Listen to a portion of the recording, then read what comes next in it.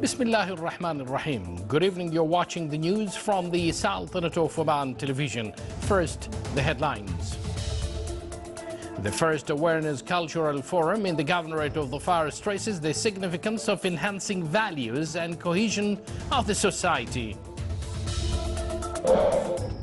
Israel carries out 25 airstrikes on Gaza, killing 4 Palestinians and inflicting damage in selected targets. And the U.S. admits of difficulties in facing Islamic State in Syria and Iraq as the Kurdish forces take 1 district near the eastern entrance to Jalaula.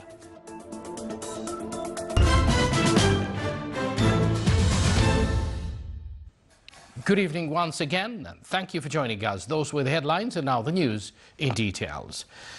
Enhancing values and culture of the society and stressed its cohesion and joint was highlighted aims of First Awareness Cultural Forum in the Governorate of the Far. The forum contributed in spreading awareness among the society through seminars and lectures, in addition to awareness movies which reflected positively on the participants. The conclusion ceremony was presided over by His Excellency Sheikh Khalid bin Umar Al Marhoon, Minister of Civil Service. The Ministry of Civil Service conducted written tests and personal interviews for vacancies announced for the Governorate of Al-Dhahira, according to the announcements issued on 25th of last June, and which included 1,523 vacancies in various governmental units. 283 citizens completed for 44 vacancies in the Governorate. Applicants underwent rules and procedures of central employment followed by the Ministry.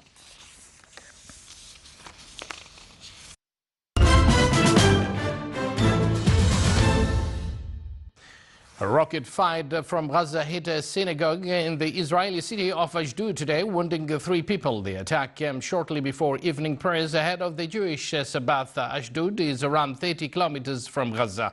Meanwhile, Israel carried out 25 airstrikes on Gaza, killing 4 Palestinians. Israel this morning launched a rocket at a building in the Sheikh Zayed Towers area in Beit Lahia, northern Gaza. The shelling targeted one of the apartments in Building 38 and was preceded by hitting water tanks atop the building. Another airstrike bombed a house in Jabalia, also northern Gaza. Hamas and other groups fired more than 24 rockets into Israel today, injuring 2 other people with no signs of a let-up in the 6-week war.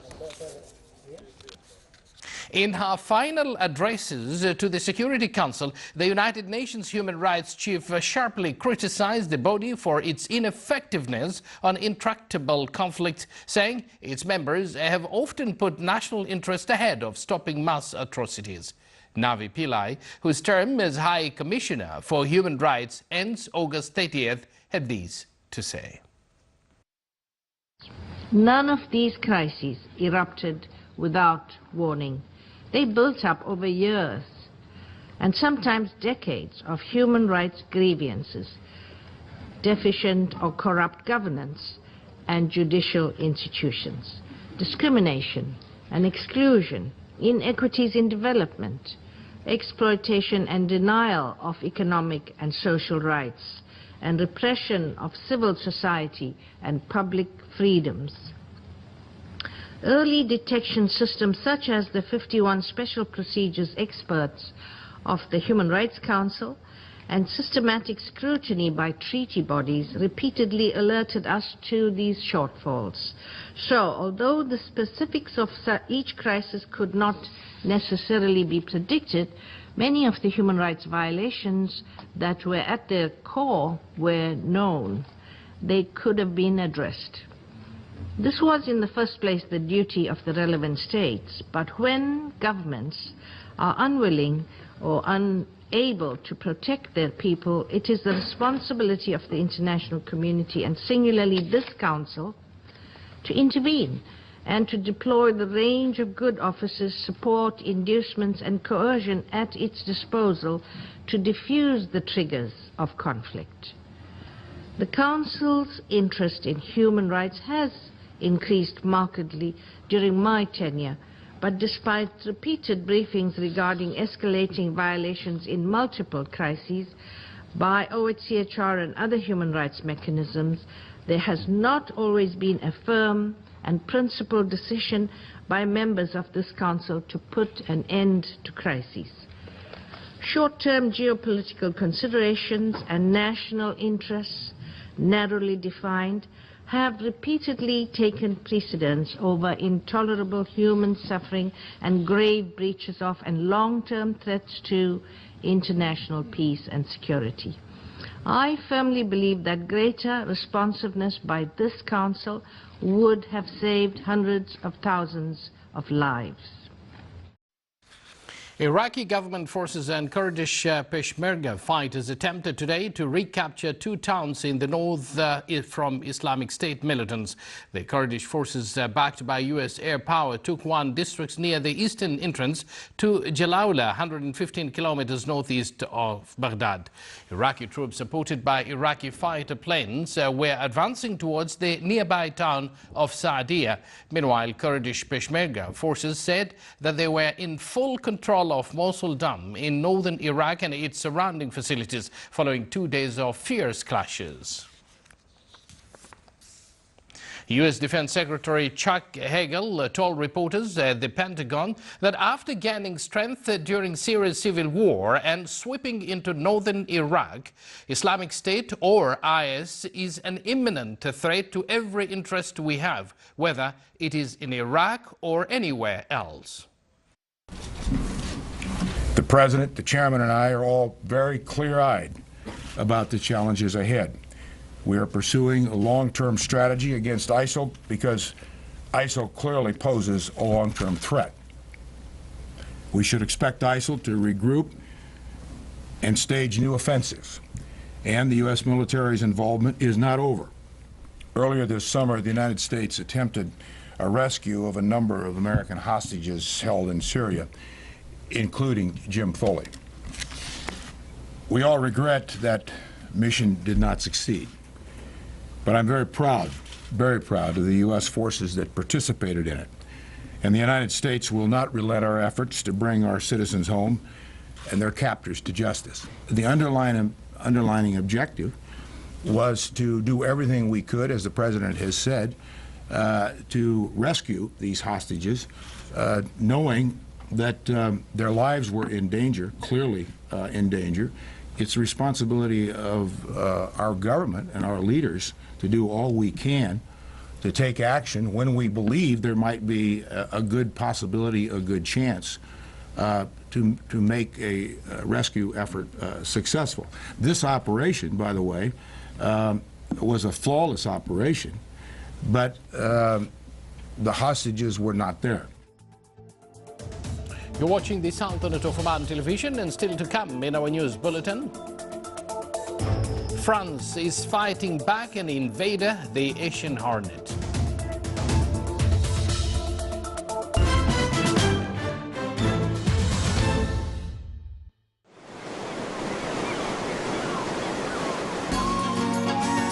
من هنا تبدأ أسطر الحكاية.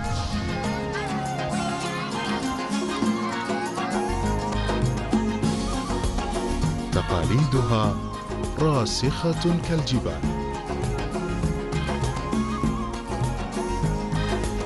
أصالتها مضرب مثل في كل مكان.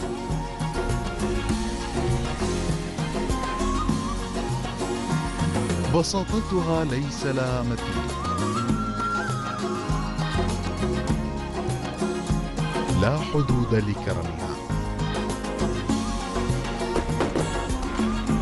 حاضرها مشرق متجدد. مهرجان صلالة السياحي 2014 من 30 من يوليو إلى 6 من سبتمبر.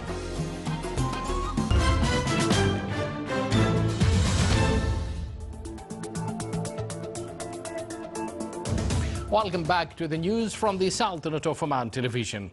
A head-on collision of two tourist buses near a popular Red Sea resort has killed 33 people and injured 41 in Egypt. The accident occurred early today about 50 kilometers from Sharm el-Sheikh in the Sinai Peninsula.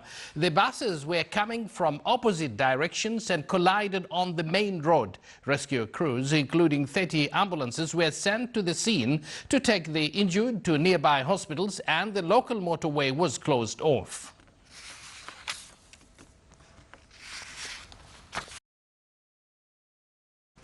Senegal has become the latest African country to restrict travel as a result of the Ebola outbreak, closing its borders to neighboring Guinea. The Senegalese Interior Minister said that this measure also applies to air and maritime borders to planes and ships coming from Guinea, Sierra Leone and Liberia. Senegal's decision comes shortly after South African cabinet issued a travel ban for non-citizens arriving from Ebola-hit countries.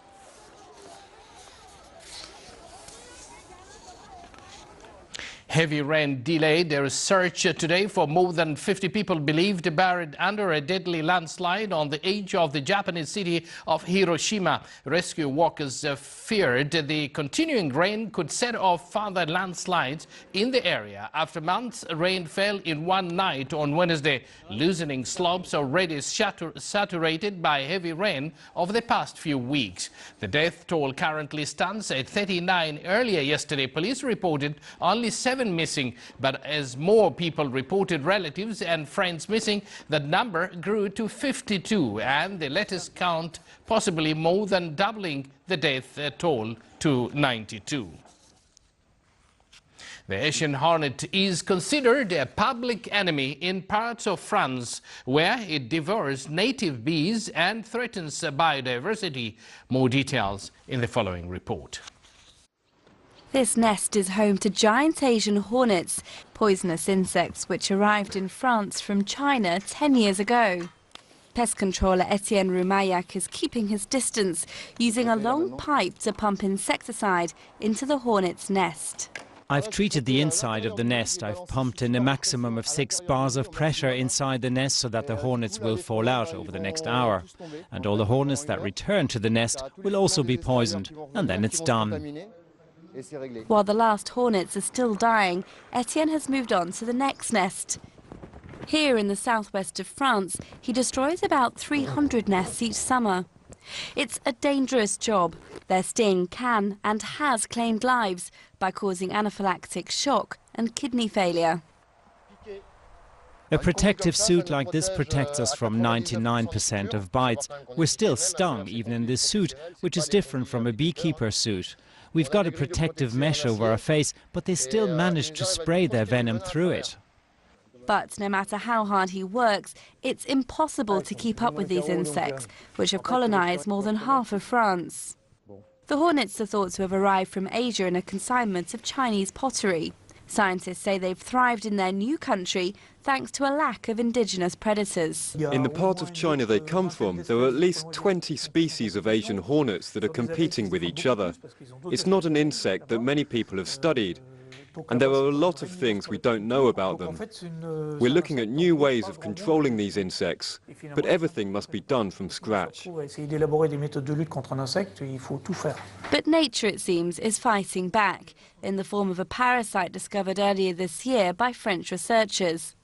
It could be a natural way of defeating this foreign invader before it spreads its wings and its venom even further.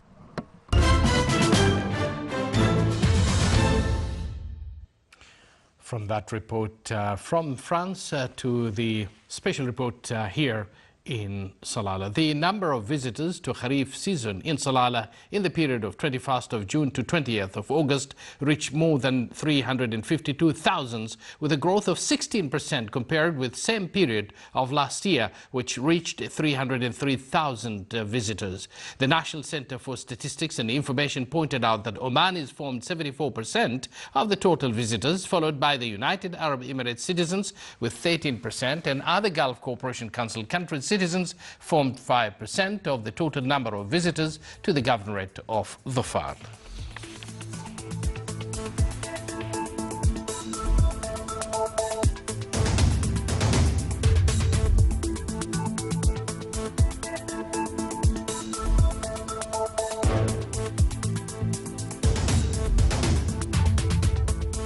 Now for the general weather forecast. Cloudy skies will prevail over the coastal areas of the Governorate of Dhofar and nearby mountains with chances of intermittent drizzle.